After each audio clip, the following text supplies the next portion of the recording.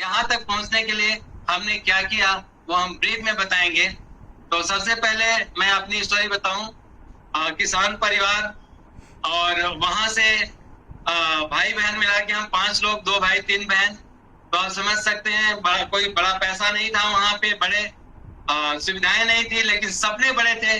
इस वजह से हमने वहां जो हमारे सामने था उसको बड़े अच्छे से किया, पढ़ाई बहुत अच्छे से की, स्कूल टॉपर रहे, और 9th 10th 11th 12th scholarship के साथ हमने पढ़ाई किया। उसके बाद सिविल इंजीनियर बनने का सपना था तो सिविल इंजीनियरिंग किया, और उसके बाद कुछ चैलेंजेस आ गए घर पे, जिसकी वजह से जल्दी में मुझे जॉब लेना था, तो तुरंत मैं एयरफोर्स में चला गया। और एयरफोर्स में जॉब करते करते, और जब एयरफोर्स में गया तो शादी हो गई, शादी, फिर बच्चे आए, और फिर सपने कहाँ, सारे सपने सारे सपने कहीं ना कहीं खो गए। ट्रांसफर होते होते ट्रांसफरेबल जॉब थी, मैं दिल्ली आया। दिल्ली में हमारे फ्रेंड ने हमें बुलाया इस बिजनेस को देखने के लिए, और वहां से बिजनेस मिला, और फिर एक बार सपनों को हमने सजो करके सामने लगाया। सो फ्रेंड, यह बिजनेस कैसे मिला इसको बताने के लिए मैं आप लोगों की मदद से इनवाइट करता हूँ माय ब्यूटीफुल वाइफ सुधा। आप सभी लोगों को मेरा नमस्कार। मेरा नाम सुधा है, मैं हाउस वाइफ हूँ और हमारे 3 बच्चे हैं।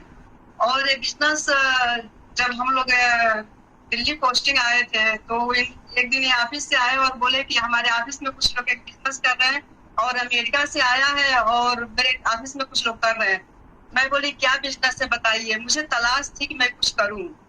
तो ये ऑफिस में पता किया लेकिन पता नहीं चला बिजनेस। इनके एक फ्रेंड थे जो कर रहे थे तो बुलाए कि कल आ जाना हमारे वहाँ 4 बजे, हम आपको बिजनेस बताएंगे। फिर हम लोग बड़े तैयार होके गए वहाँ। हम लोग जो उनके घर गए तो बोले कि मैं किसी बिजनेस मीटिंग में जा रहा हूँ, आप लोग कल दूसरे दिन आना।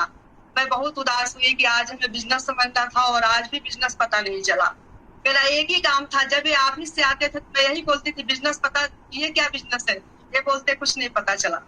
तो ऐसे करते करते एक दिन मैं ये बात करना छोड़ दी। मैं सोची शायद कुछ होगा, नहीं पता चल रहा है। उसके कई साल बाद इनके बचपन के फ्रेंड हम लोग के एक मीटिंग में बुलाए, कालका जी और हमारे अपलाइन है प्रोफेसर के सिंह जी, अंता दीदी, उनके वहां हम लोग गए और वहीं पे वो मीटिंग चल रही थी। और वहां पे हमने देखा मैडम राइज को। वहां पे जब हम लोग आंटी जी को देखे तो फिर तो उसके बाद से कुछ सोचने की जरूरत नहीं थी, इसलिए कुछ हाल में डॉक्टर बैठे थे, साइंटिस्ट बैठे थे, प्रोफेसर बैठे थे, वकील, हर प्रोफेशन के लोग बहुत लोग मिले हमें। तो उसके बाद हमें कुछ सोचने की जरूरत नहीं थी, और मैं तो चाह रही थी कुछ करना। फिर हम लोग डिसीजन लिए, लेकिन मुझे इतना विश्वास नहीं था कि इतना पैसा आएगा और इतना कुछ मिलेगा। मैं तो सोची अगर इस बिजनेस से 5,000 भी आए तो मजा आ जाए। उस समय हमारी यही सोच थी, और 5,000 के लिए हम इस बिजनेस को शुरू किए। और हम लोग बिजनेस शुरू किए, उसके बाद घर गए, वहां गए तो मुझे बड़ी उम्मीद थी कि हमारे घर वाले लोग इस बिजनेस को करेंगे और हम लोग बहुत जल्दी डायमंड चले जाएंगे। तो मुझे अपने पिताजी से बड़ी उम्मीद थी। तो हम लोग जब उनको ये बिजनेस बताए, बिजनेस प्लान बताए, तो बोले कि नहीं, बिजनेस नहीं करना है, तुम बच्चों को संभालो, घर को संभालो, और तुम्हारे लिए हर महीने में पॉकेट मनी भेजा करूंगा तुम्हारे लिए, लेकिन ये बिजनेस मत करो, हर बच्चों को संभालो। लेकिन मैं समझ चुकी थी कि इस बार अब कोई मना करे मुझे नहीं रुकना है। मैं जब भी कुछ करना चाहती थी कोई ना कोई मना करता था और मैं रुक जाती थी, लेकिन इस बिजनेस का पावर मैं देख चुकी थी।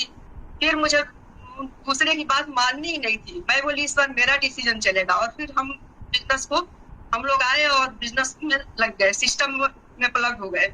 और हम लोग जब मीटिंग में गए तो वहाँ मीटिंग में हम लोग बिजनेस शुरू कर लिए, लेकिन अब बताएं किसको, कोई लिस्ट नहीं था, किसी को जानते नहीं थे। लेकिन मैं क्या बताऊं, मीटिंग में हम लोग गए, वहां पे जो बोर्ड पे प्लान दिखाते हैं स्पीकर, उन्होंने बोला कि आपको इस बिजनेस को करना है तो अपरिचित लोगों से बात करना है। और वो बात मेरे लिए बड़ी मुश्किल थी, किसी से बात करना। लेकिन मैंने सीखा, मुझे पता था कि यहाँ क्या मिलेगा। तो मैंने अपने डर को भगाने के लिए मैंने लेडीज को नमस्ते बोलना शुरू किया, और जब मैं नमस्ते बोली तो वो भी नमस्ते बोलती थी। फिर ऐसे करके मेरा टीम बना, मैं उनको अपने घर चाय पे बुलाती थी, वो भी हमको अपने घर चाय पे बुलाती थी। फिर फ्रेंड वहां से हमारी टीम बननी शुरू हो गई और हमें अच्छा लगने लगा, और बिजनेस बहुत बढ़िया चल रहा था। लेकिन अभी हम लोग इस बिजनेस में 12% पे ही गए, तभी हमारे लाइफ में बहुत बड़ा चैलेंज आ गया, जिससे हम लोग के लिए बहुत मुश्किल हो गया बिजनेस करना। आप इसको हमारी सीडी में सुन सकते हैं, बार बार नहीं बता सकते हैं, आप हमारी सीडी इसके लिए सुनिए। बहुत बड़ा चैलेंज आ गया, फिर हम लोग यहाँ से चले गए। मैं आपको बताऊं, चैलेंज तो आते जाते रहेंगे, लेकिन एक दिन सब ठीक हो जाएगा। क्या कभी कोई सोचा था कि ऐसी बीमारी आएगी, हम सब घर में रहेंगे? कोई नहीं सोचा था, लेकिन आया चैलेंज। एक दिन ये सब कुछ खत्म हो जाएगा और सब नॉर्मल हो जाएगा। तो चैलेंज से घबराना नहीं है। और उसके बाद से ये बिजनेस, ये इस बिजनेस को जब आप एक मिशन की तरह लेंगे तो आपको थकान नहीं लगेगा। आप हमेशा खुश रहेंगे और मेहनत करने के लिए तैयार रहेंगे। और उसके बाद से हम लोग, मैं आपको बताऊंगी, इस बिजनेस में इतने रिवार्ड है कि मैं बता नहीं सकती हूँ।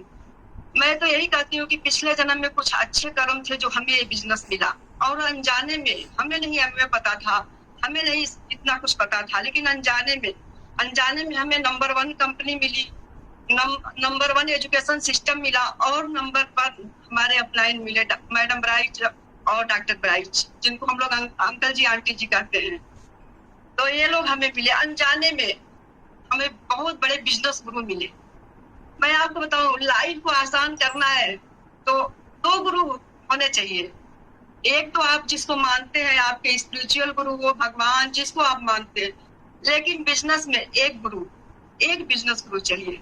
फिर देखिए लाइफ कितनी शानदार हो जाती है। और उसके बाद जहाँ इतने पावरफुल लोग आपके पास रहेंगे तो सफलता तो मिलनी है। आप डायमंड के, आप क्राउन भी जाएंगे।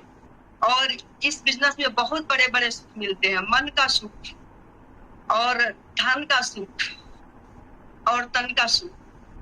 धन तो बिजनेस है तो आता ही है। मन, आपको हर साल 1 देश 2 देश घूमने को मिले तो मन सुखी रहेगा। और तन का सुख, इतने अच्छे सप्लीमेंट है कि आप बिल्कुल हेल्दी रहेंगे। अभी आप अपने आसपास देख रहे होंगे कितना कोरोना क्या क्या चल रहा है, लेकिन जो जितने डिस्ट्रीब्यूटर हैं बहुत सेफ है। अगर किसी को हुआ भी तो पता ही नहीं चला हुआ भी। तो इतना कुछ है हमारे पास। और इस बिजनेस के थ्रू हम लोग पूरी 12-13 देश घूम चुके हैं, और हमारे बच्चे अच्छे स्कूल में पढ़ते हैं। हम लोग बहुत अच्छी लाइफ को एंजॉय कर रहे हैं। मैं बताऊं आपको, लाइफ बहुत आसान हो गई है इस बिजनेस के थ्रू।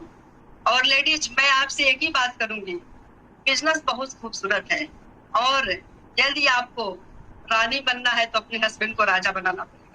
और इस बिजनेस से बड़ा कोई प्लेटफॉर्म नहीं है जिसपे आप उनको राजा बना सके और आप रानी बन सके। और डायमंडशिप क्या है? 6 टीम से अच्छी दोस्ती की कहानी है।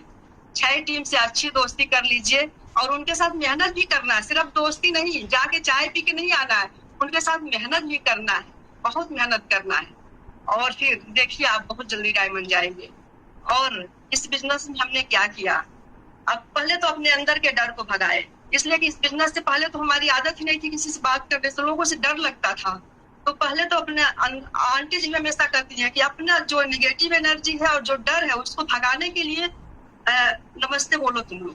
पहले नमस्ते से शुरू करो, फिर डर खत्म हो जाएगा। फिर डर को भगाने के लिए नमस्ते कीजिए। हमारा बिजनेस वही से शुरू हुआ। और उसके बाद से, बिजनेस से पहले हम कैंटीन से सामान लाते थे जो हमें लगते थे बड़े सस्ते हैं। मैं क्या बताऊं आपको, सस्ते सामान लेने के लिए पैसे नहीं होते थे। और जब ये प्रोडक्ट यूज करने लगे तो लाइफ बदलने लगी। तो हमने प्रोडक्ट्स को चेंज किया और हमने प्रोडक्ट्स की ट्रेनिंग ली।